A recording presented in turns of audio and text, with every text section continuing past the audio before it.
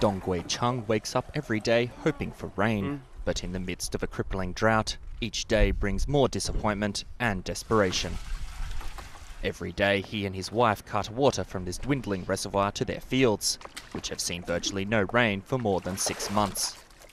His family has barely enough water to drink, he hasn't bathed for weeks, and Dong says the damage to his crops could cut his earnings by 80% this year.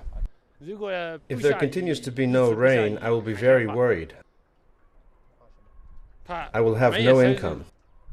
The drought ravaging China's southwest is being called the worst in a century. In Yunnan province alone, hundreds of small reservoirs that are a lifeline for local villages have dried up or soon will.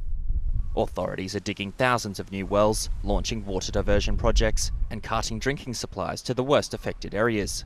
But its impact is limited. Villagers here complain food prices are rising.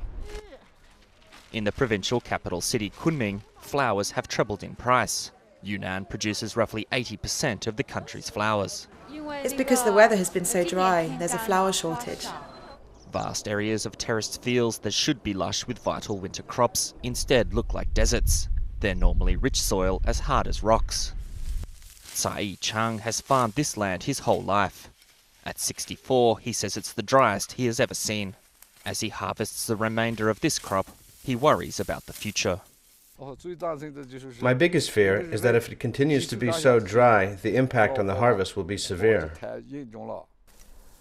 The government says the drought has affected more than 60 million people like Tsai across the southwest. Unfortunately for him, meteorologists predict the drought will likely last to May and possibly even longer.